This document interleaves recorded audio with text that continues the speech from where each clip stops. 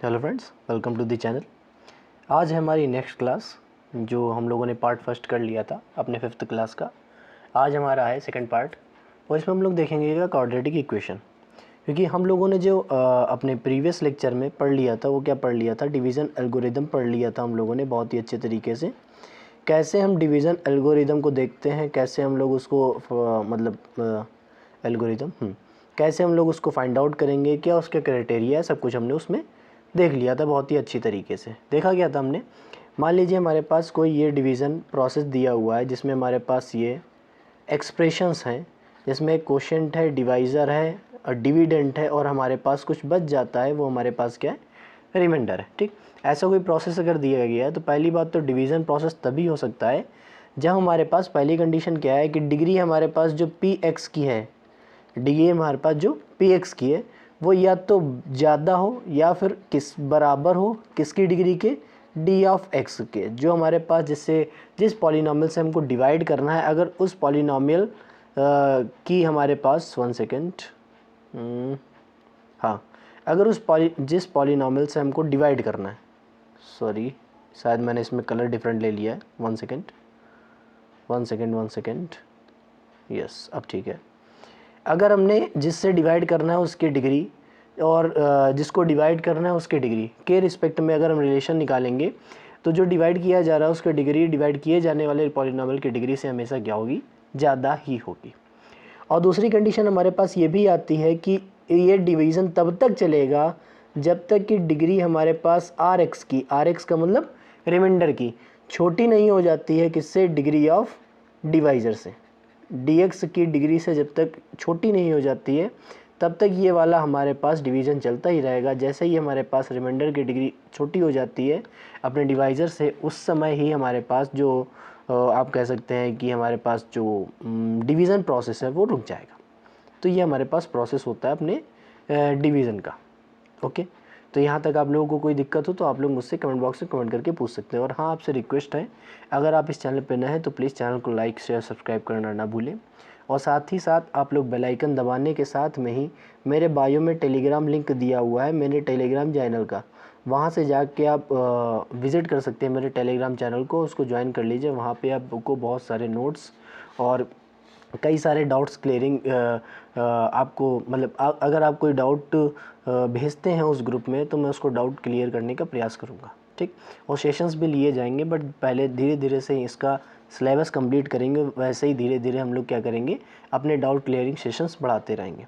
तो आप लोगों से रिक्वेस्ट है, अगर आप लोग इस चैनल पर नए हैं तो प्लीज़ चैनल को लाइक से सब्सक्राइब करना ना भूलिए। और साथ ही साथ इस चैनल में बने रहने के साथ ही साथ आप लोग इस चैनल को शेयर भी करते रहिए अपने दोस्तों के साथ। तो हम लोगों ने ये हम लोगों ने डिवीज़न एल्गोरिदम बहुत ही अच्छे से पढ़ लिया था, एक हम लोगों ने एग्जांपल भी कर लिया था। ठीक, आज जो हमारे पास स्टार्टिंग है वो किसकी है, क्वाड्रेटिक इक्वेशन की। आज जो हम लोगों को स्टार्टिंग करनी है वो किसी करनी, क्वाड्रेटिक इक्वेशन की। उससे पहले हम लोग क्या देख लेते हैं बेटे, उससे पहले हम लोग देख लेते हैं क्वाड्रेटिक पॉलिनॉमियल। उससे पहले हम लोग क्या देख लेते हैं, क्वाड्रेटिक पॉलिनॉमियल। क्या होता है ये क्वाड्रेटिक पॉलिनॉमियल? पॉलिनॉमियल मैंने पिछले लेक्चर में बताया हुआ है, अगर आप लोगों ने उस क्लास को देखा नहीं है विज़िट करके तो प्लीज़ मेरी आपसे रिक्वेस्ट है आप उस क्लास को देख लीजिए। उसके बाद अगर ये देखेंगे तो आपको बहुत ही अच्छे से समझ में आएगा। और इवन मैं ये कहना चाहता हूँ कि अगर आप शुरुआत से क्लासेस नहीं देखे हैं, क्लास फर्स्ट से, तो आप देखना स्टार्ट कर दीजिए, तो आपको बहुत ही ज़्यादा समझ में आएगा। क्वाड्रेटिक पॉलिनॉमियल क्या होता है? एक ऐसा polynomial, the polynomial whose degree is always whose degree is 2 is called the quadratic polynomial। एक ऐसा पॉलिनॉमियल जिसकी डिग्री हमेशा कितनी होती है बेटे, 2 होती है, उसको हम लोग क्या बोलेंगे, क्वाड्रेटिक पॉलिनॉमियल ही बोलेंगे। तो आप लोग ये याद रखिए, हमारे पास कोई ऐसा पॉलिनॉमियल अगर मिल जाए जिसकी डिग्री कितनी होती हो, 2, तो उसको हम लोग क्या बोलेंगे, क्वाड्रेटिक पॉलिनॉमियल होते हैं। ठीक, तो स्टैंडर्ड फॉर्म क्या होती है इसकी? स्टैंडर्ड फॉर्म देखिएगा बेटा आराम से, standard form of form of polynomial, standard form of polynomial, वो भी कैसा, ये क्वाड्रेटिक वाले की ही मैं बात कर रहा हूँ। ठीक, इस वाले क्वाड्रेटिक फॉर्म मतलब क्वाड्रेटिक पॉलिनॉमियल की जो स्टैंडर्ड फॉर्म होती है वो होती है P of x is equal to A x square plus B of X plus C, जहाँ पर ये याद रखिए कि ए कभी भी ज़ीरो नहीं होगा। जहाँ पर ये आप लोग याद रख सकते हैं कि ए कभी भी ज़ीरो नहीं होगा। जो लीडिंग कोफिशिएंट टर्म होते हैं वो हमेशा नॉन ज़ीरो ही होते हैं, तभी उस पॉलिनॉमियल की डिग्री हमारे पास डिफाइंड होगी, अन्यथा मतलब डिफाइंड तो होगी लेकिन उस पॉलिनॉमियल के रिस्पेक्ट में वो डिग्री फिर डिफाइंड नहीं हो पाएगी। जैसे हमने कहा क्वाड्रेटिक पॉलिनॉमियल है तो यहाँ पे एक्स स्क्वायर का तो होना कंपलसरी है, मतलब एक्स स्क्वायर तो होना ही चाहिए। जब एक्स स्क्वायर का कोफिशिएंट ही हम ज़ीरो ले लेंगे तो वो तो एग्जिस्ट ही नहीं कर पाएगा, मतलब एक्स स्क्वायर का टर्म ही नहीं होगा। जब एक्स स्क्वायर का टर्म ही नहीं होगा तो बेटे हमारे पास सिर्फ बचेगा बी एक्स प्लस सी, और बी एक्स प्लस सी अगर बचा हुआ है तो वो तो लीनियर पॉलिनॉमियल हो जाएगा। तो इसीलिए याद रखिएगा आप लोग कि हमारे पास ये जो टर्म आया है वो आया क्या है कि हमारे पास जो भी पॉलिनॉमियल होना चाहिए वो अपना होना चाहिए किसके बेसिस पे, डिग्री के बेसिस पे। किसके बेसिस पे, डिग्री के बेसिस पे। तो डिग्री के बेसिस पे अगर हम देखेंगे तो वेरिएबल की पावर कितनी हो चाहिए, 2। तो वो ए हमारे पास नॉन ज़ीरो ही होना चाहिए। निगेटिव हो सकता है, पॉजिटिव हो सकता है, कोई प्रॉब्लम नहीं है, बट ज़ीरो नहीं हो। ठीक, नेक्स्ट हमारे पास क्या आता है, क्वाड्रेटिक इक्वेशन।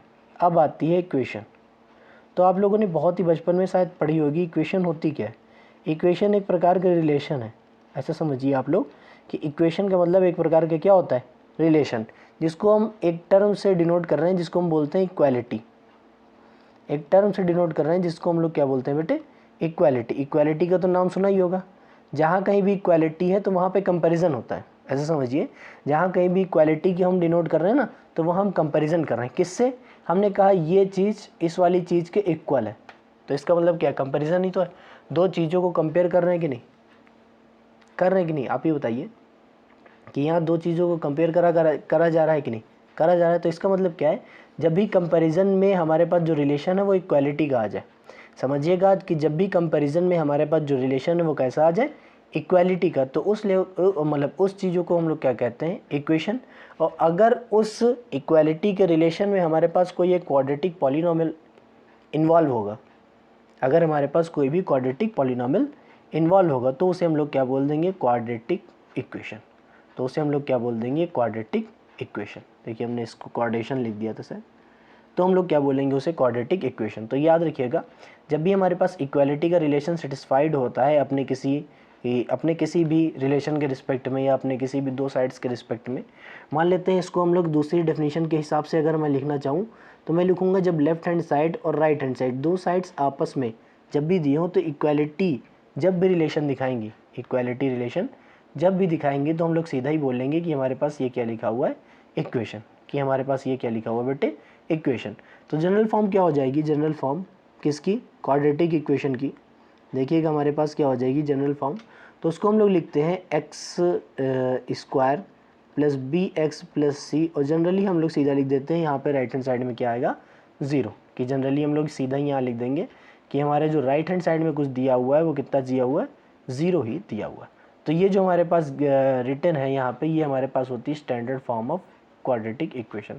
ये आपको याद रखना पड़ेगा। और हाँ ये भी याद रखना है such that A does not equal to zero, कि हमारे पास जो लीडिंग कोफिशिएंट है अपने वेरिएबल का वो हमेशा क्या होना चाहिए, नॉन ज़ीरो ही होना चाहिए, वो कभी भी ज़ीरो नहीं हो सकता है। क्या यहाँ तक आप लोगों को बात समझ में आ गई, क्या यहाँ तक बात समझ में आई। इसी से जो हमारे पास स्टैंडर्ड पॉलिनॉमियल आया है क्वाड्रेटिक वाला, वो हमारे पास है क्या, P X is equal to A x square plus B x plus C. इस क्वाड्रेटिक पॉलिनॉमियल से हमारे पास स्टैंडर्ड इक्वेशन आई है, क्या आई है, A x square plus B x plus C is equal to zero. अब हमने कहा क्या है, हमारे पास एक स्टेटमेंट लिखा है, बड़े गौर से आप लोग देखेंगे यहाँ पे, बहुत ही गौर से देखिएगा। ये एक स्टेटमेंट लिखा है हमारे पास, लिखा है कि नहीं, ठीक। इसमें मैं कहूँगा वेयर, इसमें मैं लिखना चाहूँगा where A comma B and C are constant. Constant का मतलब मैंने आप लोगों को बहुत ही पहले बता दिया है सी के फर्स्ट पार्ट में, जिसका मतलब होता है फिक्स्ड। ऐसी वैल्यूज जो हमेशा फिक्स्ड रहेंगे उनको क्या बोलेंगे, constant. And x is a variable, x is a variable, ठीक। तो हम लोगों ने पढ़े थे ज़ीरोस, हम लोगों ने क्या पढ़े थे, ज़ीरोस। तो ये जो क्वाड्रेटिक इक्वेशन आई है ना, ये जो क्वाड्रेटिक इक्वेशन आई है ना, उसमें जो वैल्यूज़ ऑफ x हैं इन दिस, मैं लिख देता हूँ यहाँ पे, in this quadratic equation the value of x, the value of x is said to be zeros of, zeros या फिर यहाँ पे नया नाम दे दिया जाता है रूट्स, ठीक। तो दोनों चीज़ याद रखेंगे आप लोग कि ज़ीरोज़ कहा जाए या फिर रूट्स कहा जाए, बात हमारे पास एक ही रहेगी कि यहाँ पे जो क्वाड्रेटिक इक्वेशन है तो उसमें जो वैल्यू ऑफ एक्स है उसको हम लोग क्या बोलते हैं, ज़ीरोज़ ऑफ क्वाड्रेटिक इक्वेशन, या फिर पॉलिनॉमियल के केस में ज़ीरोज़ बोलते हैं, नहीं तो यहाँ पे रूट्स बोल देते हैं, ठीक। तो रूट्स ऑफ क्वाड्रेटिक इक्वेशन, कोई प्रॉब्लम यहाँ तक। अब बहुत लोग कहते हैं सर बताइए कैसे निकालते हैं, ठीक। जैसे हमने शायद पिछले क्लास की अपने डीपीपी नहीं दी है, तो मैं आपसे रिक्वेस्ट करूँगा, मैं डीपीपी बना नहीं पा रहा हूँ, तो जैसे ही मैं बनाता हूँ वैसे ही आप लोगों को सेंड कर देता हूँ। और दूसरी बात ये कहना चाहता हूँ, ये जो हमारे पास टॉपिक्स हमने बेसिक्स में लिए हैं, फंडामेंटल में लिए हैं, ये सारे के सारे टॉपिक्स हमारे पास किसके हैं, 9th क्लास के हैं, 10th क्लास के हैं, और कुछ हमारे पास जो हैं वो 8th के भी हैं। तो आप लोगों से रिक्वेस्ट, जो भी स्टैंडर्ड लेवल की बुक्स हैं आपके पास, जैसे आर.डी. शर्मा की आप ले सकते हैं, एम.एल. अग्रवाल की ले सकते हैं, इन सभी बुक्स से आप लोग जो भी टॉपिक हमने कवर कराए हैं इस अपने फंडामेंटल ऑफ मैथमेटिक्स के टॉपिक में, वहाँ से आप सारे क्वेश्चंस लगा लीजिए। जैसे ही मैं अपने आईटी लेवल के क्वेश्चंस मिल जाते हैं, बना लेते हैं, आंसर तैयार कर लेते हैं, उनको फ्रेम कर लेते हैं क्वेश्चंस को, और कुछ PYQ से उठा लेते हैं, उन सभी क्वेश्चंस के बाद हम लोग आपको DPP और पूरा का पूरा टेस्ट हम आप लोगों को दे देंगे, ठीक। ऐसी कोई बात नहीं कि नहीं दिया जाएगा, आप लोगों को सारा कंटेंट फ्री ऑफ कॉस्ट दिया जाएगा, फुल कोर्स मिलेगा, और आपको बहुत ही अच्छे से पढ़ाई करने का मौका मिलेगा। तो आप लोग बने रहिए प्लीज़ इस चैनल के साथ में ही, और देखते रहिए हमारी वीडियोस। देखिए आगे हमारे पास जो ये वैल्यूज़ हैं एक्स की, हमारे पास क्या है, रूट्स हैं क्वाड्रेटिक इक्वेशंस की, ठीक। तो कहा जाता है इनको निकाले कैसे, मैं एग्जांपल से बताता हूँ बेटे, समझिएगा। मैं एग्जांपल लिख लाऊँ कि हमारे पास लिखा हुआ है, मान लीजिए एक इक्वेशन लिखी है x² + 5x + 6 = 0। ये हमारे पास बहुत ही बेसिक इक्वेशन लिखी हुई है, ठीक। सबसे पहली बात, इन सभी इक्वेशंस को सॉल्व करने के लिए हम लोग मेथड यूज़ करते हैं जिसका नाम है, बहुत लोग जानते भी होंगे, फैक्टराइजेशन मेथड। इन सभी इक्वेशंस को सॉल्व करने के लिए हम लोग एक मेथड यूज़ करते हैं जिसको हम लोग क्या बोलते हैं बेटे, फैक्टराइजेशन मेथड, ठीक। अगर इस फैक्टराइजेशन मेथड का हम रूल पूछे तो क्या होता है, सुनिए। जैसे हमारे पास कोई भी एक इक्वेशन लिखी है जिसका नाम हमारे पास है ax² + bx + c = 0। ये हमारे पास स्टैंडर्ड इक्वेशन होती है अपने क्वाड्रेटिक फॉर्म की। सबसे पहला काम आपको करना क्या है, a का मल्टीप्लाई c से करना है। मेरी बात सुनिएगा बहुत ही आराम से, कि सबसे पहले आपको करना क्या है, a का मल्टीप्लाई c से करना है। तो कुछ ना कुछ नंबर हमारे पास आएगा, कुछ ना कुछ नंबर हम लोग ऑब्टेन करेंगे, उसको दो पार्ट्स में ब्रेक करना है। मेरी बात सुनिएगा आराम से, कि उसको दो पार्ट्स में ब्रेक करना है। ऐसा ब्रेक करना है कि मल्टीप्लाई करने पे तो ये नंबर आए, मल्टीप्लाई करने पे तो ये नंबर आए, लेकिन यहाँ पे जो साइन लगा है ना, उस साइन को अप्लाई करने पे b वाला नंबर आए। इसी को हम लोग फैक्टराइजेशन मेथड भी बोलते हैं, और इसी को हम लोग एक और नए नाम से जानते हैं जो कि आजकल बहुत ही ट्रेंडिंग में है, उसको बोलते हैं मिडिल टर्म स्प्लिटिंग। उस मेथड को हम लोग बोलते हैं, क्या बोलते हैं बेटे, मिडिल टर्म स्प्लिटिंग। याद रहेगा आप लोगों को कि ऐसा प्रोसेस हम लोग अपनाते हैं अपने फैक्टराइजेशन फॉर्म में। तो कहा सर समझ में तो आया नहीं, मैंने कहा देखिए, जो x² है उसका कोफिशिएंट 1 है, देखिएगा यहाँ पे कि x² जो है उसका कोफिशिएंट 1 है। तो मैंने कहा क्या था, x² का कोफिशिएंट, और हमारे पास कांस्टेंट टर्म का मल्टीप्लिकेशन करा रहा है, क्या है, 1 है, और क्या है, 6 है। मल्टीप्लाई करेंगे कितना आएगा, 6 आएगा। इसको दो पार्ट में ब्रेक करो, कहा क्या गया था, इसको दो पार्ट में ब्रेक करो। ऐसे ब्रेक करो कि मल्टीप्लाई करने पे तो 6 है, लेकिन प्लस करने पे क्या है, 5 है। तो ऐसे दो पार्ट्स में ब्रेक करो जिनको ऐड करने पे 5 है। तो मैंने कहा इसकी जगह अगर 3 ले लूँ, इसकी जगह अगर 2 ले लूँ, तो 3 2 कितना हो जाएगा, 5। ऐड कर सकते हैं।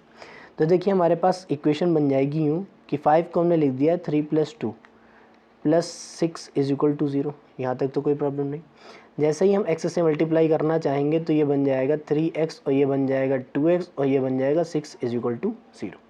अब देखिए यहाँ पे जो चार टर्म्स आ गए, इनके दो दो के पेयर बना लो, दो दो क्या बना लो, पेयर बना लो। उसके बाद अपने दो दो टर्म्स के पेयर में से, जैसे मैंने कहा इन दोनों का टर्म हमारे पास बन जाएगा पेयर, और इन दोनों का पेयर हमारे पास ये बन जाएगा, ठीक। तो इसमें करना क्या, आप लोगों को सुनिएगा मेरी बात, कि इन दो से जो भी मैक्सिमम चीज़ें कॉमन हो सकती है वो कॉमन कर लीजिए आप। तो मैंने कहा क्या है कि यहाँ पे जो भी x है वो हम कॉमन कर सकते हैं, वो बच जाएगा x + 3, और यहाँ पे जो 2 है वो भी कॉमन कर सकते हैं, x + 3 बच जाएगा। तो जैसे ही हमने कॉमन किया तो हमारे पास x + 3 है, देखो बच गया, और यहाँ पे क्या बच गया, x, और इधर क्या बच गया, 2 = 0। अब मेरी बात आराम से सुनिएगा, मैं एक कॉन्सेप्ट बताने जा रहा हूँ कि इफ़ हमारे पास कोई भी दो नंबर्स का मल्टीप्लिकेशन 0 है, कि दो नंबर्स हमारे पास लिखे जिनका नाम हमने p लिखा है और दूसरे का नाम हमने q लिखा है। अगर दोनों का मल्टीप्लिकेशन q है तो मैंने एक ही बात बताई है आप लोगों को कि अगर किन्हीं दो नंबर्स का मल्टीप्लिकेशन 0 आ रहा है तो इसका मतलब ये होता है कि उनमें से कोई एक तो 0 होगा ही, कि p और q का जब प्रोडक्ट हमारे पास 0 आ रहा है तो उनमें से कोई एक टर्म 0 होगा। ठीक, तो इसका मतलब क्या है, मैं यहाँ पे लिख देता हूँ कि either p is equal to 0 or q is equal to 0। तो ये हमारे पास एक फिनोमेना बन जाता है जिसमें हम लोग क्या लेंगे, या तो p 0 के बराबर होगा या फिर q हमारे पास 0 के बराबर होगा। तो पहली कंडीशन में ये हमारे पास कोई p है और ये हमारे पास कोई q है। ठीक, तो जैसे ही हम लेंगे p और q तो पहले लेंगे x प्लस 3। ओ माई गॉड, ये तो बहुत ज़्यादा थिकनेस ले ली मैंने,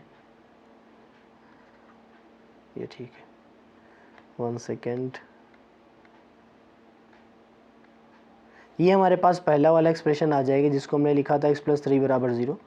तो x की वैल्यू यहाँ से कितनी बेटे आ जाएगी, -3। x की वैल्यू कितनी आ जाएगी बेटे हमारे पास, -3। सेकेंड हम लोग बराबर करेंगे एंड और लिखना था यहाँ पे कि पहला होगा या तो दूसरा होगा। तो दूसरा वाला जब हम लेंगे तो x प्लस 2 बराबर हमारे पास कितना आ जाएगा, 0। तो यहाँ से x की वैल्यू कितनी आ जाएगी, -2, कि x की वैल्यू हमारे पास कितनी आ जाएगी, -2। तो अब देखो हमारे पास दो वैल्यूज़ आई हैं, क्वाड्रेटिक इक्वेशन है, दो ज़ीरोज़ होंगे, पता ही है आपको जितने ज़ीरोज़ होंगे मतलब जितनी डिग्री होगी पॉलीनॉमियल की, या फिर इक्वेशन की सीधा मैं बात करूं तो उतने ही हमारे पास क्या होंगे अपने ज़ीरोज़ होंगे। बहुत अच्छी बात, ज़ीरोज़, या फिर हमने नया नाम दिया है, नया नाम मतलब नया नाम से अब पुकारेंगे उसको, उसका नाम क्या है, रूट्स। ज़ीरोज़ लिखा हो या रूट्स लिखा हो बेटे बात एक ही होती है। ठीक, तो यहाँ तक कोई प्रॉब्लम नहीं है कि क्वाड्रेटिक इक्वेशन के मतलब इक्वेशन की वैल्यू अगर 0 के बराबर है, मतलब सीधा पॉलीनॉमियल की वैल्यू 0 के बराबर है, तो वहाँ पे कौन कौन से वेरिएबल्स की वैल्यू सेटिस्फाई करेंगी इस इक्वेशन को, वो चीज़ यहाँ पे सॉल्व कर ली हमने।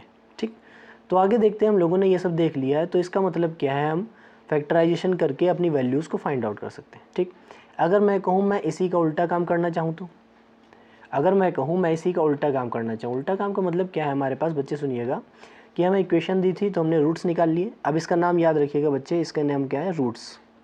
इसको हम लोग क्या बोलते हैं बेटे, रूट्स। रूट्स बोले या फिर कहीं पे बोल ले ज़ीरोस, बात एक ही है। ठीक, याद रखिएगा आप लोग हमारी बात क्या मैं बता रहा हूँ। तो अगर हमारे पास दो रूट्स दिए जाए तो क्या हम उसको निकाल सकते हैं या नहीं, किसको, वो हमारे पास है क्वाड्रेटिक इक्वेशन। अगर हमारे पास दो रूट्स दिए जाएँ तो क्या हम क्वाड्रेटिक इक्वेशन निकाल सकते हैं या नहीं, ऐसी कोई बात अगर हो तो बात मेरी मानना, हमेशा ये कहेंगे कि हाँ हम क्वाड्रेटिक इक्वेशन निकाल सकते हैं, हाँ हम क्वाड्रेटिक इक्वेशन सभी लोग बोलेंगे कि निकाल सकते हैं। कैसे निकालेंगे देखते हैं। देखिए मान लेते हैं अगर हमारे पास कोई भी दो रूट्स हैं जिनका नाम हमने ले लिया अल्फ़ा कामा बीटा, नाम याद रखिएगा अल्फ़ा कामा बीटा।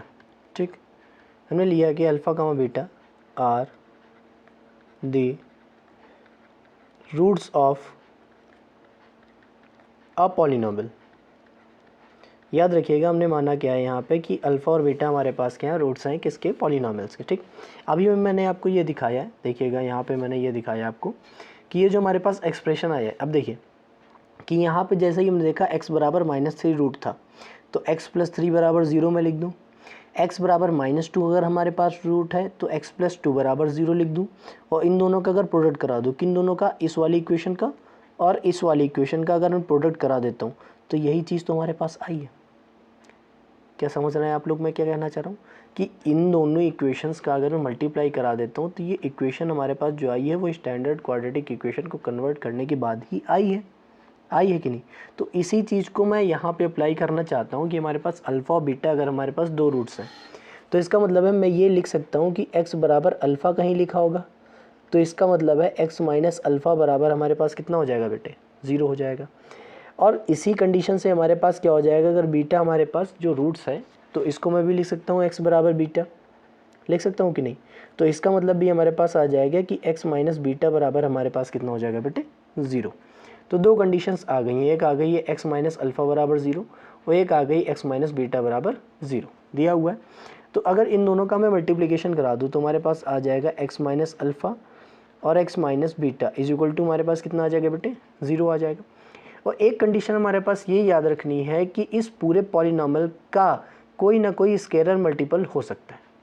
याद रखिएगा मेरी बात, इस बात को कि हमारे पास कोई ना कोई ऐसा स्केलर मल्टीपल हो ही सकता है जो इस पूरे के प्रोडक्ट में लिखा हो। जैसे सर आप लोग कहेंगे कि सर यहाँ तो नहीं लिखा था, मैंने कहा हाँ लिखा था, लेकिन आप लोगों ने देखा नहीं है ढंग से। देखिएगा ये जो हमने लिखा था यहाँ पे, उसमें लिखा हुआ था कि इसमें जो मल्टीपल है वो 1 है या नहीं, ये बताइए आप मुझे। यहाँ पे मल्टीपल 1 है कि नहीं, तो ये तो स्केलर है, कोई ना कोई क्वांटिटी तो मल्टीपल में हो ही सकती है। वैसे ही हमने मान लिया यहाँ पे कोई एक नई क्वांटिटी जिसको हम नाम दे दिए के, ठीक, तो के बाहर ही रहेगा, के से कोई परेशानी नहीं है हमको। तो के लिखा रहेगा, एक्स का मल्टीप्लाई दोनों से कराएंगे इस वाले ब्रैकेट में, तो आ जाएगा एक्स स्क्वायर माइनस का बीटा एक्स, माइनस का अल्फ़ा मल्टीप्लिकेशन कराएंगे तो अल्फ़ा एक्स आएगा, माइनस अल्फ़ा माइनस बीटा आ जाएगा अल्फ़ा इंटू बीटा। इस चीज़ को आप लोग याद रखिए, बराबर में 0, ठीक। तो यहाँ पे हम लोग ये याद रखेंगे कि ये जो हमारे पास एक्सप्रेशन आ जाएगा वो आएगा वो आएगा क्या, मैंने गलत लिख दिया यहाँ पे, के, वो आएगा के एक्स स्क्वायर, हाँ ये चीज़ ब्रैकेट बदल देता हूँ मैं, इसको मैंने लिखा है क्या एक्स स्क्वायर, और देखिए दोनों माइनस के हैं तो मैं माइनस कॉमन कर सकता हूँ, तो ये बच जाएगा alpha plus beta multiply by x, और यहाँ पे बच जाएगा alpha beta is equal to the 0। तो ये हमारे पास स्टैंडर्ड फॉर्म हो जाएगी अपनी पॉलिनॉमियल की, जब भी हमारे पास अल्फ़ा और बीटा क्या दिए हों रूट्स। याद रखिएगा आप लोग कि जब भी हमारे पास अल्फ़ा और बीटा रूट्स दिए होंगे तो हमारे पास ये पॉलिनॉमियल हो जाएगी, हमारे पास बहुत ही इंपॉर्टेंट पॉलिनॉमियल होती है, ठीक। नेक्स्ट हमारे पास आता है बेटे कि relation between roots and coefficient. नाम याद रखिएगा कि relation between roots and coefficient, roots and coefficient कैसे निकालते हैं, इसको क्या होता है, सारी चीज़ें देखेंगे अभी। बस सुनिएगा मेरी बात आराम से, बहुत ही अच्छे तरीके से, कि हमारे पास यदि इफ़ वी हैव टेकन देखिए हमारे पास जो रिलेशन होगा रूट्स और कोफिशिएंट में वो कैसे निकालते हैं, बहुत ही बेहतरीन तरीके से निकालते हैं। सुनिएगा मेरी बात। जैसे हमने यहाँ पे ये एक प्रोसेस यूज़ किया है, एक प्रोसेस यहाँ पे हमने यूज़ करा है जहाँ पे हमने मल्टीप्लाई किससे करा दिया है, के से। बट यहाँ पे हम लोग क्या करेंगे कि के से मल्टीप्लाई नहीं कराएंगे। क्यों नहीं कराएंगे, कैसे नहीं कराएंगे, सारी बातें आप समझेंगे अभी। पहले मेरी बात सुनिए आराम से, ठीक। कि हमारे पास जो भी अपना 1 सेकेंड, कि हमारे पास कोई भी अपनी स्टैंडर्ड इक्वेशन होती है तो उसको हम लोग लिखते हैं A x square plus B x plus C बराबर 0। ये अपनी स्टैंडर्ड इक्वेशन होती है। तो जब भी हम कोफिशिएंट और रूट्स का रिलेशन निकालते हैं तो एक प्रोसेस यहाँ पे याद रखना है कि हमारे पास जो एक्स स्क्वायर का कोफिशिएंट है, the coefficient of x square, coefficient of x square, उसको हमेशा जनरली हम कैसा रखना चाहते हैं, 1। कोफिशिएंट ऑफ एक्स स्क्वायर को जनरली हम कैसा रखना चाहते हैं, 1 ही रखना चाहते हैं। जब भी हम निकालेंगे अपनी वैल्यूज़, जब भी हम अपनी वैल्यूज़ निकालेंगे तो हमारे पास जो कोफिशिएंट होना चाहिए ना एक्स स्क्वायर का, वो हमेशा जनरली क्या होना चाहिए, 1 होना चाहिए, ठीक। उस प्रोसेस में हम लोग क्या करते हैं, ए से डिवाइड करा देते हैं। तो हमारे पास एक एक्सप्रेशन बन जाएगा जिसको हम लिखेंगे बी अपॉन ए एक्स, और यहाँ पे तो था नहीं, इसमें भी डिवाइड करा देंगे तो ये आ जाएगा सी अपॉन ए एक्स। तो ये हमारे पास एक्सप्रेशन बन जाएगा। अब इसी एक्सप्रेशन को हम लोग कंपेयर करा देते हैं किससे, इसको हम लिख देते हैं कंपेयर बाई करा देंगे इस वाली इक्वेशन से, बट के हटा देंगे। याद रखिएगा इस वाली इक्वेशन से करा देते हैं, बट के को हम रिमूव कर देंगे क्योंकि एक्स स्क्वायर कोफिशिएंट कितना चाहिए, 1। तो कंपेयर हम करा रहे हैं किससे, x square minus alpha plus beta times of x से, और यहाँ alpha into beta is equal to 0 से। जब इसे मैं कंपेयर कराऊंगा तो कंपेयर किसको कराना है बेटे, कराना किसको है, वेरिएबल्स के कोफिशिएंट्स को। किससे कराना है, वेरिएबल्स के कोफिशिएंट्स को, ठीक। तो alpha plus beta into minus, ये एक्स का कोफिशिएंट है, ठीक, और इधर एक्स का कोफिशिएंट कितना है, बी अपॉन ए। तो जब भी मैं कंपेयर कराऊंगा तो कोफिशिएंट ऑफ एक्स को बराबर कर दूंगा। तो यहाँ पे कोफिशिएंट ऑफ एक्स कितना है, बी बाई ए, और यहाँ पे कोफिशिएंट ऑफ एक्स कितना है, alpha plus beta times of minus. तो यहाँ पे जब मैं माइनस का मल्टीप्लाई करा दूंगा तो अल्फ़ा प्लस बीटा बराबर कितना आ जाएगा, माइनस का बी अपॉन ए। तो ये एक हमारे पास वैल्यू आ गई है। ये वैल्यू क्या है, रिलेशन बिटवीन रूट्स एंड क्या, कोफिशिएंट। Very good. अब हम कांस्टेंट टर्म्स को बराबर कर देंगे तो हमारे पास आ जाएगा C by A is equal to alpha into beta. तो इसको अगर स्टैंडर्ड फॉर्म में मैं लिख दूँ, alpha beta is equal to C by A, मतलब ऑर्डर की फॉर्म में लिख दूँ तो alpha beta is equal to C by A. ये हमारे पास वैल्यू दी गई है, ये हमारे पास वैल्यू आ गई। समझ रहे हैं आप लोग कैसे इसको मतलब रिलेशन स्टेबल करेंगे, कैसे इसको निकालेंगे। तो इसी बेसिस पे हम लोग एक छोटा सा क्वेश्चन कर लेते हैं। छोटा सा क्वेश्चन है क्या कहा गया क्वेश्चन में, सुनिएगा मेरी बात। पहली बात, आप लोगों को ये बात समझ में आ गई कि जब भी हम रिलेशन निकालेंगे रूट्स और कोफिशिएंट के मतलब रिस्पेक्ट में, तो हमारे पास जो एक्स स्क्वायर का कोफिशिएंट है ना, उसको हम जनरली 1 ही रखेंगे, ठीक। तो इसीलिए हमने यहाँ से के को हटा दिया, क्योंकि दो चीज़ों का प्रोडक्ट 0 है कि नहीं इस वाली इक्वेशन में। और के और मैंने बताया था अभी अभी यहाँ पे कि दो चीज़ों का प्रोडक्ट अगर 0 है तो उनमें से कोई एक 0 होगा। तो कोई एक 0 होगा तो कब होगा, स्केलर है कि मतलब कोई ना कोई नंबर है, कांस्टेंट है, तो वो 0 नहीं हो सकता, तो वेरिएबल का ही पार्ट 0 होगा। तो इसीलिए मैं इस वाले ब्रैकेट को ही डायरेक्ट 0 लिख देता हूँ। इसीलिए मैं इसी वाले ब्रैकेट को मैं सीधा डायरेक्ट क्या दे देता हूँ, 0 दे देता हूँ, ठीक। जैसे मान लीजिए लेट अस सपोज दैट कि हमारे पास ऐसा कोई क्वेश्चन दिया हुआ है। मान लेते हैं हमारे पास कोई ऐसा क्वेश्चन दिया हुआ है जिसमें हमारे पास कोई क्वाड्रेटिक इक्वेशन रखी हुई है और बाद को लिखा हुआ है कि अल्फ़ा माइनस बीटा की वैल्यू निकालो। तो मेरी बात याद रखिएगा, अगर ऐसे क्वेश्चन आ जाते हैं तो उनको दो मेथड से सॉल्व कर सकते हैं, ठीक है। आप सॉल्व करेंगे किस मेथड से, ये आप पे डिपेंड करता है। और दूसरी बात, आपसे ज़्यादा डिपेंड करेगा क्वेश्चन के नेचर पे। अगर ये फैक्टराइज हो सकता है, मेरी बात समझिएगा आराम से, अगर ये एक्सप्रेशन फैक्टराइज हो सकता है तो हम लोग सीधा ही क्या करेंगे, फैक्टर कर लेंगे, उसके बाद अल्फ़ा और बीटा की वैल्यू निकाल के दोनों को सब्ट्रैक्ट कर लेंगे, ये आ जाएगा। यदि ये फैक्टराइज नहीं हो सकता है, जनरली ये फैक्टराइज हो जाते हैं, बट अगर फैक्टराइज नहीं हो रहा है, ABCD की फॉर्म में दिए हुए हैं, ऐसा कोई एक्सप्रेशन मिल जाता है जिसमें कंडीशंस लगी हुई हैं, तो फैक्टराइज नहीं होता है, ठीक। तो अगर फैक्टराइज नहीं होता है तो हम लोग क्या करते हैं, सीधा alpha plus beta, alpha into beta का फॉर्मूला लगाते हैं। सबसे पहले अल्फ़ा प्लस बीटा निकालते हैं, अल्फ़ा इंटू बीटा निकालते हैं, उसके बाद अल्फ़ा माइनस बीटा निकालते हैं, उसके बाद अल्फ़ा माइनस बीटा निकाल देते हैं। पहली बात मेरी ये सुनिएगा, हमने कहा क्या है, x square plus 5x plus 6। अगर मैं फैक्टराइज करूँगा तो मैंने अभी बताया क्या आता है, x प्लस 3 और यहाँ कितना आता है, x plus 2 is equal to 0। तो इसके केस में अगर मैं देखूँ तो x बराबर यहाँ पे -3 आता है और x बराबर कितना आता है, -2। तो एक वैल्यू हमारे पास अल्फ़ा हो जाएगी, अल्फ़ा इज इक्वल टू -3, और एक वैल्यू हमारे पास कितनी हो जाएगी, बीटा। इनमें से कोई भी आप ले सकते हैं, ये आप पे डिपेंड करेगा। इसमें कोई मतलब ये कोई नहीं है रेस्ट्रिक्शन कि पहले वाले को अल्फ़ा लो, दूसरे वाले को बीटा लो, कि बड़े वाले को अल्फ़ा लो कि छोटे वाले को बीटा लो, इसमें कोई रिस्ट्रिक्शन नहीं है। बट अगर मैं यहाँ से कहूँ कि आप अल्फ़ा माइनस बीटा निकालिए, कि यहाँ पे मैं अगर कह दूँ कि अल्फ़ा माइनस बीटा निकालिए, तो अल्फ़ा की जगह -3 है, -2 है, तो वैल्यू कितनी आ जाएगी, -1। अब आप लोग कहेंगे अगर मैं इसको अल्फ़ा मान लूँ, इसको बीटा मान लूँ, तो आप टेंशन मत लीजिए। अगर अल्फ़ा माइनस बीटा निकालने को कहता है, मान लीजिए अगर अल्फ़ा माइनस बीटा निकालने को कहेगा, तो इसमें अनसर्टेनिटी होती है। अल्फ़ा माइनस बीटा अगर निकालने को कहे तो इसमें अनसर्टेनिटी होती है।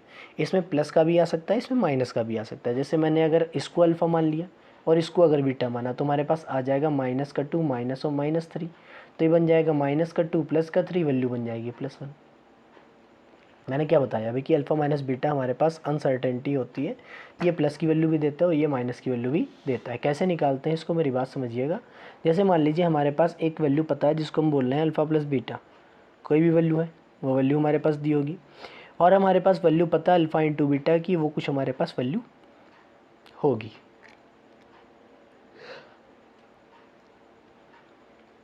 तो हम लोग फॉर्मूला लगा देते हैं अल्फ़ा माइनस बीटा का, जो होता है अल्फ़ा प्लस बीटा का होल स्क्वायर माइनस का 4 alpha beta in square root. ये सब मामला स्क्वायर रूट में होगा, तो हमारे पास जो वैल्यू आती है ना, ये स्क्वायर रूट होने की वजह से ही हमारे पास जो वैल्यू आती है वो प्लस माइनस की फॉर्म में ही आती है। तो ये चीज़ याद रखिएगा, ये कुछ हमारे पास फॉर्मूलेज होते हैं, ये फॉर्मूलेज ही अप्लाई करके हम लोग क्या करते हैं, वैल्यूज़ को डिटरमाइन करते हैं। अभी मैंने शायद पिछले पिछले वाले सेकंड लेक्चर में ही हम लोगों ने कुछ ऐसा देखा था जिसमें बेसिक से ही हमारी इक्वेशन से ही, पॉलिनॉमियल के इक्वेशन से ही हमारे पास कुछ क्वेश्चन सॉल्व हो रहे थे IIT वाले। तो ये मत समझिए ये हल्के क्वेश्चन हैं, इनको मैं हल्के में ले लूँ। हल्के में क्वेश्चंस को कभी नहीं लेना, ये बहुत ही डिफ़िकल्ट होते, बहुत ही भारी पड़ जाते कभी कभी, बहुत ही भारी पड़ जाते हैं कभी कभी, ठीक। तो ये हमारे पास रिलेशन हो जाएगा अपने इस केस का। दूसरी बात, यहाँ पे जो हमने रिलेशन निकाला है उसको हम दूसरी तरीके से भी लिखते हैं। इसको हम लोग क्या बोलते हैं, सम ऑफ रूट्स। इसको हम लोग क्या बोलते हैं बेटे, सम ऑफ रूट्स। याद रहेगा, इसको हम लोग क्या बोलेंगे, सम ऑफ रूट्स। और बी हमारे पास क्या है, कोफिशिएंट ऑफ एक्स, तो बी को हम लोग क्या लिखेंगे, कोफिशिएंट ऑफ एक्स। नीचे हमारे पास ए है, तो उसको हम लोग बोलते हैं कोफिशिएंट ऑफ एक्स स्क्वायर, उसको हम लोग क्या बोलते हैं, कोफिशिएंट ऑफ एक्स स्क्वायर। और यहाँ पे हमारे पास अल्फ़ा इंटू बीटा है, तो इसको हम लोग बोलेंगे प्रोडक्ट ऑफ रूट्स, इसको हम लोग क्या बोलेंगे, प्रोडक्ट ऑफ रूट्स। सी का मतलब हमारे पास क्या होता है, कांस्टेंट टर्म, सी का मतलब क्या होता है हमारे पास कांस्टेंट टर्म, और ए का मतलब अभी अभी मैंने बताया ये हमारे पास क्या होता है कोफिशिएंट ऑफ एक्स स्क्वायर। तो ये हमारे पास ऐसे भी फॉर्मूले की फॉर्म में ऐसा ही मतलब इस प्रकार से भी इसको रिप्रेजेंट कर सकते हैं। ठीक, तो यहाँ तक अगर आप लोगों को कोई प्रॉब्लम हो तो मैं बार बार आपसे कहता हूँ कि आप लोग मेरे टेलीग्राम चैनल पे विज़िट करके आप लोग प्लीज़ मुझे कमेंट करके मतलब जो भी बात होगी वो आप लोग सहजता से पूछ सकते हैं, मैं उसे जल्द से जल्द सॉर्ट आउट करने का प्रयास करूँगा। ठीक, नेक्स्ट हमारे पास आता है कि अपना क्यूबिक पॉलिनोमियल। देखिए उसमें ज़्यादा हम लोगों को पढ़ना तो है नहीं, मतलब पढ़ना तो बहुत ज़्यादा है लेकिन मतलब क्यूबिक इक्वेशन पढ़ना तो बहुत ज़्यादा है, लेकिन अगर इस केस में बात करूँ तो मैं बहुत ही कम पढ़ाऊँगा क्यूबिक इक्वेशन के बारे में, क्योंकि हमारा टॉपिक था क्वाड्रेटिक इक्वेशन जो हम लोगों ने कवर कर लिया। ठीक, क्यूबिक इक्वेशन क्या होती है आप लोगों को पता ही होगा, जिसमें इक्वेशन में डिग्री हमारे पास डिग्री ऑफ वेरिएबल, पूरा ही अगर लिख दूँ मैं, डिग्री ऑफ वेरिएबल अगर हमारे पास कितनी हो जाती है 3, तो उसको हम लोग क्या बोलते हैं बेटे क्यूबिक इक्वेशन। उस इक्वेशन को हम लोग क्या बोलते हैं क्यूबिक इक्वेशन। तो ये हमारे पास क्यूबिक इक्वेशन होती है। स्टैंडर्ड फॉर्म क्या होती है हमारे पास क्यूबिक इक्वेशन की, उसको हम लोग लिखते हैं A x cube plus B x square plus C x plus D is equal to 0, जहाँ पे ये याद रखेंगे कि हमारे पास लीडिंग कोफिशिएंट कभी भी 0 नहीं होना चाहिए, ये सारे के सारे हमारे कैसे होने चाहिए नॉन ज़ीरो। ठीक, तो इसमें भी हमारे पास रिलेशंस आते हैं कई सारे, कि जैसे हमारे पास रिलेशन अभी मैंने निकाला हुआ है, उसमें हम लोगों ने देखा क्या था, रिलेशन देखा था रूट्स और कोफिशिएंट के रिस्पेक्ट में। तो यहाँ भी हमारे पास रूट्स और कोफिशिएंट के रिस्पेक्ट में रिलेशंस आते हैं, जितनी डिग्री होती है उतने रिलेशन बनते हैं। डिग्री हमारे पास 2 थी तो 2 रिलेशन आए, और डिग्री हमारे पास अगर इसमें क्यूबिक इक्वेशन की मैं देखें तो 3 है, तो उसमें 3 रिलेशंस आएंगे। ठीक, तो यहाँ पे हमने मान क्या लिया है कि alpha beta and gamma are the roots of the polynomial, sorry are the roots of the equation of the equation. कौन सी इक्वेशन का नाम दिया है बेटे क्यूबिक इक्वेशन। कौन सी इक्वेशन है क्यूबिक इक्वेशन। तो वही चीज़ यहाँ पे आ जाएगी कि x बराबर अल्फ़ा आएगा तो x minus alpha is equal to 0, यहाँ पे x बराबर बीटा आएगा तो x minus beta is equal to 0, यहाँ पे x बराबर गामा आएगा तो x minus gamma is equal to 0। तो ये 3 कंडीशंस आ गई। अगर मैं तीनों का आपस में प्रोडक्ट करा दूँ, अगर मैं इन तीनों का आपस में क्या करा दूँ बेटे प्रोडक्ट करा दूँ, x minus alpha x minus beta x minus gamma is equal to 0, तो अगर अल्फ़ा और बीटा का मल्टीप्लाई मैं कराता हूँ तो हमारे पास क्या आ जाएगा एक्स स्क्वायर आएगा। अल्फ़ा और बीटा वाले ब्रैकेट्स का अगर मैं मल्टीप्लाई करूँ तो एक्स का मल्टीप्लाई अगर दोनों से करूँ तो एक्स का मल्टीप्लाई एक्स से एक्स स्क्वायर, एक्स का मल्टीप्लाई बीटा से तो आ जाएगा बीटा एक्स, और अल्फ़ा का मल्टीप्लाई एक्स से alpha x, minus alpha minus beta का मल्टीप्लाई अल्फ़ा बीटा, ये हमारे पास आ जाएगा। देन हमारे पास x minus alpha sorry gamma से मल्टीप्लिकेशन कराना है तो सबसे पहले एक्स स्क्वायर को दोनों से करा देंगे, तो बन जाएगा एक्स क्यूब माइनस का गामा एक्स स्क्वायर बनेगा, माइनस बीटा एक्स का दोनों से कराएंगे तो आ जाएगा माइनस का बीटा एक्स स्क्वायर, और ये आ जाएगा प्लस का beta gamma x. Alpha x का मल्टीप्लाई कराएंगे तो आ जाएगा माइनस का अल्फ़ा एक्स स्क्वायर और प्लस का अल्फ़ा गामा एक्स, और ये आ जाएगा अल्फ़ा बीटा एक्स और माइनस का alpha beta and gamma is equal to 0। सबसे पहले इस वाले इक्वेशंस को हम लोग स्टैंडर्ड फॉर्म में कन्वर्ट कर देंगे। स्टैंडर्ड का मतलब वेरिएबल्स की पावर की डिक्रीजिंग ऑर्डर में। ठीक, सबसे पहले ऑर्डर आती है 3, उसके बाद ऑर्डर क्या आती है 2। देखो x square x square x square, तो मैं इसको ऐसे लिख सकता हूँ minus alpha plus beta plus gamma times of x square लिख सकता हूँ। अब देखिए ये x वाला है, ये x वाला है और ये x वाला है, तो ये हमारे पास आ जाएगा alpha beta plus beta gamma plus का alpha gamma times of x, और ये आ जाएगा माइनस का alpha beta gamma that is equal to the 0।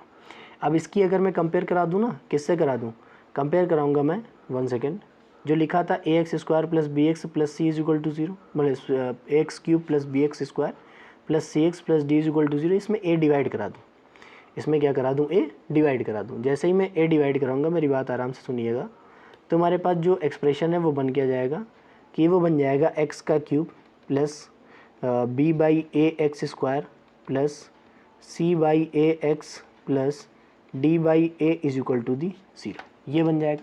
अब यहाँ पे सिर्फ और सिर्फ कोफिशिएंट्स को इक्वल करना है, सिर्फ और सिर्फ क्या करना है कोफिशिएंट्स को इक्वल करना है। तो हम लिखेंगे क्या minus alpha plus beta plus gamma is equal to b by a that is equal to the alpha plus beta plus gamma is equal to minus का बी बाई ए। एक हमारे पास वैल्यू ये आ गई, एक हमारे पास वैल्यू ये आ गई आएगी। सेकंड हमारे पास क्या आ जाएगी, उसको हम लोग लिखेंगे alpha beta plus beta gamma plus alpha gamma is equal to C by ए। एक हमारे पास वैल्यू ये आ गई है, 1 सेकेंड, एक हमारे पास वैल्यू ये आ गई है, जिसको हम लोग बोलते हैं प्रोडक्ट समेशन ऑफ रूट्स, जिसको हम लोग क्या बोलते हैं, product summation of roots. And the third one is minus alpha beta gamma is equal to the D by A. तो हमारे पास आ जाएगा alpha beta gamma is equal to minus का डी अपॉन ए। ये हमारे पास नेक्स्ट वैल्यू आ जाएगी अपनी प्रोडक्ट ऑफ रूट्स की। ठीक, सम ऑफ रूट्स होता है minus b by a, product summation of roots होगा सी बाई ए, और जैसे ही हमने प्रोडक्ट ऑफ रूट्स निकाला तो वो हमारे पास कितना आ जाएगा, डी बाई ए। तो ये हमारे पास कुछ कुछ रिलेशंस है जो आप लोगों को याद रखने की बहुत ज़्यादा ज़रूरत है, ये आप लोग याद रख सकते हैं, कोई प्रॉब्लम नहीं आता। ठीक, नेक्स्ट स्लाइड में चलते हैं। नेक्स्ट में हम लोग देखेंगे क्या, डिवीज़न, अपना रिमाइंडर थ्योरम, जिसका नाम आप लोगों ने शायद पहली बार भी सुना हो सकता है, मे बी। रिमाइंडर थ्योरम पढ़ने से पहले हम लोग एक कार्य करते हैं, हम लोग पढ़ लेते हैं थोड़ा सा एक थ्योरम, एक पॉइंट है, एक नोट है कि व्हेन एक कंडीशन हो जाती है डिवीज़न के केस में, ये याद रखिएगा कि when P of x polynomial, sorry polynomial P of x लिखना चाहिए, मैं पी ऑफ एक्स पॉलिनॉमियल लिख रहा हूँ, ये मैं लिखना चाहता हूँ कि polynomial P of x when a polynomial P of x is divided by x minus a, then the value of remainder, value of remainder is p of a। कि हमारे पास अगर कोई p of x हमारे पास polynomial, मेरी बात आराम से समझिएगा, अगर हमारे पास p of x कोई भी एक पॉलिनॉमियल हो जाता है, ठीक, और उसको x माइनस ए से डिवाइड कराना है, किसमें, x माइनस ए से क्या कराना है, डिवाइड कराना है, तो उस समय जो हमारे पास रिमाइंडर आएगा वो होता है p ऑफ a। उस समय जो हमारे पास रिमाइंडर आएगा उसको हम लोग क्या बोलते हैं, p ऑफ a। एग्जाम्पल के तौर पे लेट अस सपोज दैट हमारे पास एक एग्जाम्पल है, let us suppose that x cube plus x square plus x plus one, मैंने कहा is divided by x plus one, is divided by x plus one. तो हमें बताओ रिमाइंडर कितना आएगा। सबसे पहले जिसको डिवाइड करना है ना, उसको कुछ नहीं करना है, उसको लेट कर लो P of x, P of x is equal to the x cube plus x square plus x plus one. ठीक, एंड अगर मैं एक्स प्लस वन को ज़ीरो के बराबर कर दूँ तो एक्स बराबर वैल्यू कितनी आ जाती है, माइनस का वन। एक्स बराबर वैल्यू कितनी आ जाती है, माइनस का वन। बस जो पॉलिनॉमियल दिया उसमें पुट कर देना है। तो माइनस वन का क्यूब आप लोगों को पता है, माइनस वन का स्क्वायर आप लोगों को पता है, माइनस वन पता है, प्लस वन लिखा हुआ है। तो वन से वन कैंसिल आउट हो जाएगा, वन से वन कैंसिल आउट हो जाएगा, वैल्यू कितनी आ जाएगी, ज़ीरो। तो अगर हमारे पास इसकी वैल्यू कितनी आ गई, ज़ीरो, तो इसका मतलब क्या है कि रिमाइंडर भी हमारे पास कितना आ जाएगा, ज़ीरो, कि रिमाइंडर हमारे पास कितना आ जाएगा, ज़ीरो। अगर रिमाइंडर ज़ीरो होता है तो मैंने पिछली क्लास में ये बताया था कि x plus one divides x cube plus x square plus x plus one. तो ये एक्सप्रेशन आप लोगों को याद रखना पड़ेगा, थोड़ी मतलब बहुत ही अच्छे तरीके से, थोड़े सा नहीं याद रखना, बहुत ही अच्छी तरीके से आप लोगों को ये एक्सप्रेशन याद ही रखना पड़ेगा। ये हमारे पास बहुत कंपलसरी टॉप नोट हो जाएगा, ये आप समझ लीजिए, ये हमारे पास बहुत ही कंपलसरी नोट हो जाएगा। और अगर आप लोग इस चीज़ पे घबरा रहे हैं कि मुझे डीपीपी कहाँ से मिलेंगे, तो मैं आपसे रिक्वेस्ट करूँगा, डीपीपी की अगर टेंशन रखना है तो डीपीपी आप लोग खुद ही सॉल्व कर सकते हैं। अगर मैं दूंगा तो हो सकता है कुछ ऐसे, मतलब टॉपिक्स तो मैं सारे कवर करा रहा हूँ, उसमें कोई प्रॉब्लम नहीं है। अगर मैं दूंगा तो हो सकता है आप लोग कहेंगे कि आप लोगों ने मतलब ऐसा कुछ कॉपी करके दे दिया है। तो मैं इसीलिए आपसे रिक्वेस्ट करूँगा, जो भी हमारे पास स्टैंडर्ड बुक्स है ना, उनको अगर आप लोग लगा लेते हैं तो आप ये मत टेंशन लीजिए कि आप लोगों ने आईटी वाली तैयारी नहीं की है। बेसिक में ऐसा कुछ नहीं होता है, आप लोग ऐसे कर सकते हैं। ठीक, रिमाइंडर थ्योरम क्या कहती है समझिएगा। जैसे मान लेते हैं हमारे पास कोई भी पॉलिनॉमियल है हायर ऑर्डर का, जिसको मैं नाम दूंगा, जिसको मैं मानूंगा क्या, कि एक ऐसा पॉलिनॉमियल जिसकी डिग्री ज़्यादा है हमेशा तीन से, या तो तीन है या तो हमेशा तीन से ज़्यादा है। तो सपोज़ करना अगर हमारे पास एक कोई वैसा पॉलिनॉमियल होगा, तो पहला प्रोसेस करना क्या है, हमें x बराबर एक ऐसा पॉइंट ढूंढना है जिसके लिए हमारे पास जो p ऑफ a है उसकी वैल्यू कितनी हो, ज़ीरो। जिसके पास हमारे पास वैल्यू हो p ऑफ a की, वो कितनी हो, ज़ीरो। अगर x बराबर a रखने पे हमारे पास 0 आ जाता है। तो इसका मतलब सेकेंड प्रोसेस हमको करना क्या है कि x minus A is a factor of p of x। अगर ये कभी भी 0 के बराबर दे दे तो इसका मतलब ये होगा कि ये जो हमारे पास x माइनस ए है ये हमारे पास फैक्टर होगा, factor of is a factor of p of x। ये जो हमारे पास x माइनस ए है वो p ऑफ x का क्या होगा, एक फैक्टर हो जाएगा। जैसे ही हम देखेंगे कि ये फैक्टर हो जाएगा तो इसका मतलब क्या है कि p ऑफ x को हम लिखेंगे x minus a times of their quotient. Divide कराएंगे, जब डिवाइज़र है फैक्टर है तो इससे डिवाइड करा सकते हैं। तो कोशेंट जो भी मल्टीप्लाई में आएगा वो लिखा जाएगा, तो इसकी फॉर्म में हम इसको लिख सकते हैं। जैसे ही इसको लिखेंगे तो इसका फैक्टराइजेशन फर्दर चालू हो जाता है। इसका फैक्टराइजेशन है मतलब x का फैक्टराइजेशन जो है वो फर्दर हमारे पास चालू हो जाता है। तो ये हमारे पास बहुत ही अच्छा एग्जांपल आ जाता है जिससे हम लोग इसको प्रूव भी कर सकते हैं, या फिर आप कह सकते हैं कि रिमाइंडर थ्योरम से हम लोग ये करते हैं कि जो भी हायर ऑर्डर वाली इक्वेशंस होती हैं, नाम याद रखिएगा, जो भी हमारे पास हायर ऑर्डर वाली इक्वेशंस होती हैं उनको हम स्मॉल ऑर्डर्स के फैक्टर की फॉर्म में रिप्रेजेंट कर सकते हैं। जैसे हमारे पास एक एग्जाम्पल है, समझिएगा, बहुत ही बढ़िया एग्जाम्पल है, अगर आप लोग देखेंगे तो आप लोगों को भी अच्छा लगेगा कि p ऑफ x हमारे पास वैल्यू है, उसको हमने लिया क्या है 2x की पावर 4 माइनस का 6x क्यूब और प्लस 3x स्क्वायर, ठीक, और हमारे पास है प्लस का 3x एंड माइनस का 2। जैसे हमारे पास ये पॉलिनॉमियल दिया है, ठीक, तो x बराबर वैल्यू हमको खुद ऐसी छांटनी पड़ेगी। बात समझिएगा कि x बराबर वैल्यू हमें ऐसी खुद छांटनी पड़ेगी जिस पे हमारे पास ये जो पॉलिनॉमियल है वो 0 देता हो। जैसे आप लोगों को पता नहीं है कैसे इसको हम चूज़ करें, कैसे इसको हम चूज़ ना करें, तो आप लोग याद रखिएगा, आप लोग सिर्फ अभी के लिए ये याद रखिए, अभी के लिए आप लोग को 1 2 3 और इसके नेगेटिव वाले पार्ट 0 के साथ, जैसे 0 1 2 3 -1 -2 और -3, इन सभी वैल्यूज़ पे चेक करना है। लगभग इन पे कभी कभी मतलब लगभग इन पे मिल ही जाती हैं। अन्यथा यदि कभी बहुत ही ज़्यादा अगर कठिन आ जाता है, डिफ़िकल्टी लेवल ज़्यादा बढ़ जाती है उस पेपर की, तो उस समय जो हमारे पास वैल्यू होती है वो डिपेंड करेगी, फिर ऑप्शन से भी छांट सकते हो उसको। अगर ऐसा कोई प्रश्न आता है, कभी ऐसा कोई क्वेश्चन अगर मिल जाएगा कभी, तो उसको हम ऑप्शन से भी एलिमिनेट कर सकते हैं। तो अगर मान लीजिए जैसे हम इस क्वेश्चन को अगर देखें, अगर इस क्वेश्चन को देखो, अगर इनके कांस्टेंट टर्म्स देखें, अगर इनके कांस्टेंट टर्म्स को देखें तो इनके कांस्टेंट टर्म्स का सम करने पे 0 आ रहा है। गौर से अगर देखो तो इनके कांस्टेंट टर्म का सम करने पे 0 आ रहा है। जब भी ऐसी कंडीशन बन जाएगी कि ये हमारे पास कोई पॉलिनॉमियल लिखा हो हायर ऑर्डर का और उनके कांस्टेंट टर्म्स को सम करने पे हमारे पास 0 बन रहा हो, तो याद रखिएगा x बराबर 1 इसका एक सोल्यूशन होगा। x बराबर 1 इसका एक सोल्यूशन होगा। ना मानो तो देख लो, p ऑफ 1 निकालेंगे तो 1 की पावर चाहे जितनी हो, 1 की पावर चाहे जितनी हो, 1 की पावर चाहे जितनी हो, 1 की पावर चाहे जितनी हो, वैल्यू वही आएगी। ये माइनस का 2 ये प्लस का 2 कैंसिल आउट हो जाएगा। ये 3 और 3 कितना होता है 6, प्लस का 6 और माइनस का 6 कितना हो जाएगा 0। तो इसका मतलब क्या होगा कि x minus 1 is a factor of x minus 1 क्या हो जाएगा, is a factor of p of x। जैसा ही हमने देखा ये इसका फैक्टर है तो x माइनस 1 से डिवाइड करा दूँ। देखो डिवाइड कराने का एक नया प्रोसेस होता है, उसको याद रखिएगा आप लोग। अब जैसे मैंने कहा x माइनस 1 से डिवाइड कराना है, ठीक, तो पहले x माइनस 1 लिख लो, मेरी बात आराम से सुन लीजिएगा बहुत ही अच्छे तरीके से। x माइनस 1 चुपचाप ऐसे ही लिख लो। उसके बाद करना क्या है, सबसे पहला टर्म देखना है। पहला टर्म क्या लिखा है 2x की पावर 4। 2x की पावर 4 कब आएगा, जब हम लोग 2x क्यूब से मल्टीप्लाई करेंगे, तभी तो 2x की पावर 4 आएगा। एक ही टर्म देखा है एक ही टाइम पे, एक ही टर्म को देखना है एक ही टाइम पे, ठीक।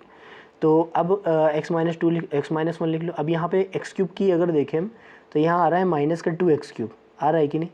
यहाँ कितना लिखा है 6x क्यूब, तो अगर मैं मल्टीप्लाई करा दूँ 4x स्क्वायर से तो ये माइनस का 4x क्यूब और ये माइनस का 2x क्यूब माइनस का 6x क्यूब बन जाएगा या नहीं, बन जाएगा या नहीं, बन जाएगा, ठीक। अगला मैं लिख दूंगा x माइनस 1, यहाँ पे स्क्वायर वाला टर्म कितना है प्लस का 4x स्क्वायर। देखो प्लस का 4x स्क्वायर आ गया है, हमें लाना है 3x स्क्वायर, तो एक कम करना पड़ेगा, तो इसको मैं माइनस x से मल्टीप्लाई करा देता हूँ। इसको मैंने क्या किया माइनस x से मल्टीप्लाई करा दिया। तो यहाँ पे प्लस का 4x स्क्वायर, ये माइनस का x स्क्वायर, तो ये बन जाएगा कितना प्लस का 3x स्क्वायर बन जाएगा। अब देखिए जैसे ही मैं x को मल्टीप्लाई करा देता हूँ, ये माइनस का x और ये माइनस का 1, तो ये प्लस का x आ जाएगा। तो x माइनस 1 से जैसे ही मल्टीप्लाई कराना चाहो तो मुझे मल्टीप्लाई कराना पड़ेगा 2 से, क्योंकि 2x ही है और x ही है, तो कितना बन जाएगा 3x और ये माइनस का 2 लिखा हुआ और ये किसके बराबर है इसको मैं लिख दूंगा किसके बराबर, 0 के बराबर। अभी नहीं, ये पॉलिनॉमियल मैंने लिखा हुआ है, इसको 0 के बराबर नहीं लिखूँगा, सॉरी, ये हमारे पास लिखा हुआ है, ठीक। तो इसको मैं लिखूँगा कि आप देखिए x-1 कॉमन कर लूँगा तो एक्सप्रेशन क्या बचेगा हमारे पास, 2x³ माइनस का 4x² माइनस का x और प्लस का 2। अब देखो अभी ये फर्दर स्टैंडर्ड फॉर्म में, मतलब जो भी हमारे पास लोएस्ट पावर में इसका डिस्ट्रीब्यूशन हो सकता है वो हम कर नहीं पाए अभी, ठीक। तो ये हमारे पास p(x) की वैल्यू हो जाएगी, ये हमारे पास बेटे क्या है, p(x) की वैल्यू है। अभी इसका फिर से फैक्टराइजेशन होगा, अभी इसका क्या होगा, फिर से फैक्टराइजेशन होगा। तो हम यहाँ मान लेते हैं q(x), लेट कर लिया q(x) को ये वाली क्यूबिक इक्वेशन, ये वाली क्यूबिक इक्वेशन में लेट कर लिया। तो हमने कहा क्या है, हमने कहा क्या है कि मान लिया x बराबर 2 हम ले रहे हैं, ठीक, x बराबर 2 मान लिया, ले लिया। तो अब देखें ये हमारे पास ब्रेक होता है कि नहीं, अगर Q2 निकालें तो 2 × 2 का क्यूब कितना होता है, 8, माइनस 2 का स्क्वायर कितना होता है, 4, माइनस का 2 और प्लस का 2। तो अगर गौर से देखें तो 4 जा कितना होता है 16, और 8 2 जा भी कितना होता है 16। तो ये सब खत्म हो जाएगा, कैंसिल आउट हो जाएगा, वैल्यू कितनी आ जाएगी, 0। जैसे ही हमने देखा 0 आएगी तो इसका मतलब क्या है कि QX को भी हम x-2 की फॉर्म में लिख सकते हैं। तो मतलब x-2 QX का भी फैक्टर होगा। तो हमने x-2 लिख दिया, मल्टीप्लाई 2x³ से कराना है तो हमने कर दिया 2x² से, 2x³ आ जाएगा। ये हमारे पास 4x² माइनस का लिखा हुआ है, x-2 माइनस का x लाना है, -1 से मल्टीप्लाई करा दिया। तो जो हमारे पास QX आया है वो कितना आ गया है, x-2, और यहाँ पे हमारे पास आ गया है 2x² माइनस का 1। कोई प्रॉब्लम यहाँ तक? अगर कोई प्रॉब्लम होती तो प्लीज़ आप लोग कमेंट बॉक्स में कमेंट करके बता सकते हैं, या फिर मेरा टेलीग्राम चैनल ज्वाइन करके आप लोग मुझे डायरेक्ट मैसेज कर सकते हैं, कोई प्रॉब्लम नहीं है। तो हमारे पास जो px है वो क्या आ जाएगा, पहले उस चीज़ को हम देखेंगे। तो px हमारे पास आ जाएगा x-1 पहले से लिखा हुआ था, x-2 आ गया है qx से जो हमारे पास क्यूबिक इक्वेशन थी, और आ गया है 2x² -1 से। तो मैं अगर 2x² -1 में a² माइनस b² लगाता हूँ ना, तो वो हमारे पास हो जाएगा क्या, ये आ जाएगा √2x माइनस का 1 और आ जाएगा √2x प्लस का 1। तो ये हमारे पास जो एक्सप्रेशन आया है, ये हमारे पास जो एक्सप्रेशन होगा वो हमारे पास हो जाएगा standard expression in the form of lower order, या फिर in the form of linear polynomials. Lower order की पॉलिनॉमियल्स में हम इसको ब्रेक कर सकते हैं, ऐसे हमने इसको ब्रेक कर दिया, ठीक। तो यहाँ तक किसी को कोई प्रॉब्लम? अगर यहाँ तक किसी को कोई प्रॉब्लम होती तो प्लीज़ आप लोग कमेंट बॉक्स में कमेंट करके बता सकते हैं। एक हमारे पास नया टाइप आता है अपने क्वाड्रेटिक इक्वेशन का, ठीक। क्यूबिक हम लोगों ने देख लिया है, अपने क्वाड्रेटिक इक्वेशन का एक नया टाइप आता है जिसको हम लोग बोलते हैं रिड्यूसिबल टू क्वाड्रेटिक इक्वेशन। उसका मैं एग्जांपल बता देता हूँ। आप लोगों ने RD शर्मा की अगर बुक लगाई होगी ना तो ये बहुत ज़्यादा पढ़ा होगा, लेकिन आप लोगों ने सिर्फ इसका नाम ना सुना हो, मुझे लगता है, मतलब रिड्यूसिबल टू क्वाड्रेटिक इक्वेशन ये नाम ना सुना हो, लेकिन आप लोगों ने ऐसे क्वेश्चंस लगाए बहुत हैं, ऐसा क्वेश्चन बहुत लगाए हैं, मुझे पता है ये बहुत लगाए हैं आप लोगों ने, कि हमसे कहा गया देन फाइंड द वैल्यू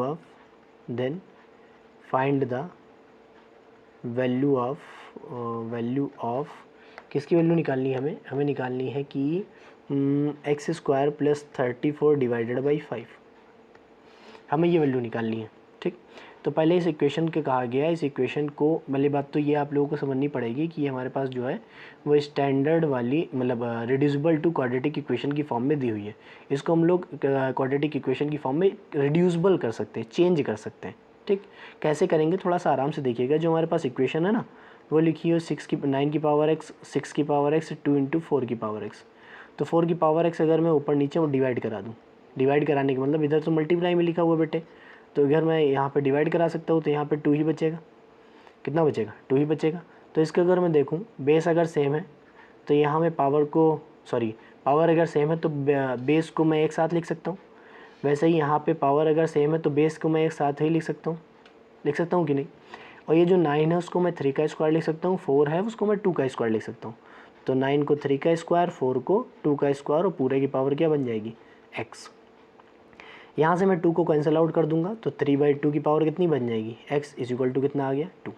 देखो दोनों की पावर यहाँ पे 2 है तो 2 का तो मल्टीप्लाई हो जाएगा बेटे, 3 और ये स्क्वायर और ये x, और प्लस का बन जाएगा 3/2 टू द पावर x = 2। तो इसको मैं इस फॉर्म में लिख देता हूँ बेटे, समझिएगा। 3/2 की पावर जो हमारे पास x है उसका हमने क्या कर दिया, होल स्क्वायर। क्यों किया है, क्योंकि पावर का पावर से होता है मल्टीप्लाई, पावर का पावर से क्या होता है, मल्टीप्लाई। तो इसको अगर मैं देखता हूँ तो ये क्वाड्रेटिक इक्वेशन है। क्यों, क्योंकि हमारे पास ये जो हमारे पास चीज़ लिखी हुई है ना, ये एक वेरिएबल की तरह बिहेव कर रही है, क्योंकि x भी नहीं पता है क्या है। जब x पता ही नहीं क्या है तो ये जो हमारे पास 3/2 की पावर x है ये भी नहीं तो पता होगी कहाँ क्या होगी, यही पता नहीं कर सकते हम। तो 3/2 की पावर x को हमने क्या माना है y। जैसे ही इनपुट करेंगे यहाँ पे y, तो यहाँ पर आ जाएगा y² + y = 2। बन जाएगा कि नहीं, बन जाएगा। उसके बाद 2 को जो हम इधर लेके आएंगे तो y² + y - 2 = 0। फैक्टराइजेशन प्रोसेस आपको पता है कि 2 जो लिखा है उसको माइनस करने पे 1 आना चाहिए, ऐसा फिर 2 का फैक्टर को। तो सभी लोग जानते हैं उसको हम लोग क्या लिख सकते हैं, 2 - 1 लिख सकते हैं कि नहीं। पेयर्स बनाएंगे तो y कॉमन करेंगे तो यहाँ पे आ जाएगा y + 2 और यहाँ पे -1 आ जाएगा तो बन जाएगा y + 2 = 0। तो हमारे पास आ जाएगा बेटे y + 2 और दूसरा हमारे पास आ जाएगा y - 1 = 0। तो y की वैल्यू है एक हमारे पास -2 और एक हमारे पास है 1। तो दोनों से ही निकाल सकते हैं, कोई प्रॉब्लम नहीं है। जैसे हम इसकी बात करेंगे -2, तो -2 पॉसिबल ही नहीं है, -2 हमारे पास कभी भी पॉसिबल नहीं है। क्यों? जब भी हमारे पास कोई पॉजिटिव इंटीजर होता है तो उसकी इंडेक्स जो होती है, इंडेक्स का मतलब पावर, एक्सपोनेंट फॉर्म, वो हमेशा पॉजिटिव होती है। सीधी बात अगर मैं कहूँ, कोई भी अगर पॉजिटिव फ्रैक्शन लिखा हुआ है या कोई भी हमारे पास पॉजिटिव इंटीजर लिखा हुआ है, उसका जो एक्सपोनेंशियल फॉर्म होती है वो हमेशा पॉजिटिव होती है। तो 1 हमारे पास पॉजिटिव है तो इसको मैं लिख दूंगा 3/2 to the power x = 1। तो 1 तभी वैल्यू हो सकती है जब हमारे पास जो भी चीज़ लिखी उसकी वैल्यू क्या हो, 0। पावर कितनी हो, 0, वैल्यू नहीं सॉरी। तो x बराबर कितना आ जाएगा, 0। तो ये हमारे पास आंसर हो जाएगा x बराबर 0। 0 रखूँगा कितना आ जाएगा, 34 + का 5, जो भी डिवाइड कराना है वो डिवाइड करा सकते हैं, तो आ जाएगा 6.8 हमारे पास आंसर हो जाएगा। क्या यहाँ तक आप लोगों को कोई प्रॉब्लम, क्या यहाँ तक आप लोगों को कोई प्रॉब्लम? तो अगर आप लोगों को कोई प्रॉब्लम नहीं है तो प्लीज़ आप लोग इस वीडियो को दोस्तों के साथ शेयर करते रहिए, आप लोगों से रिक्वेस्ट है। और कोई भी अगर डाउट आता है आप लोगों को देख लीजिए, फ्री ऑफ कॉस्ट कंटेंट पूरा का पूरा दिया जा रहा है।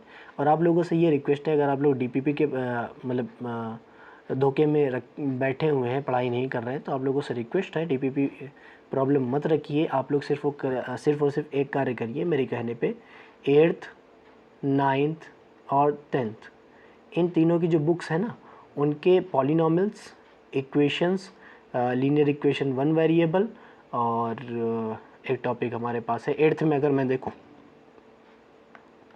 तो वो हमारे पास है रेशियो एंड प्रोपोर्शन। उसका नाम क्या है, रेशियो प्रोपोर्शन। और तो ट्रायंगल, क्वाड्रिलेटरल और जो ज्योमेट्री वाला पार्ट है वो तो अभी मैंने पढ़ाया नहीं है। तो अभी जो हम लोग पढ़ चुके हैं उन सब में देखेंगे तो ये वाले टॉपिक्स हो सकते हैं, पॉलिनॉमियल वाले, क्वाड्रेटिक इक्वेशंस वाले, रियल नंबर्स वाले, ये सब टॉपिक्स आप लोग कर सकते हैं बहुत ही अच्छी तरीके से। तो हमारी रिक्वेस्ट आपसे है, अगर आप लोग प्लीज़ मेरी बात मानते हैं, अच्छा मैं पढ़ा रहा हूँ, अगर आप लोगों को अच्छा लग रहा है तो प्लीज़ चैनल को दोस्तों के साथ शेयर करते रहिए।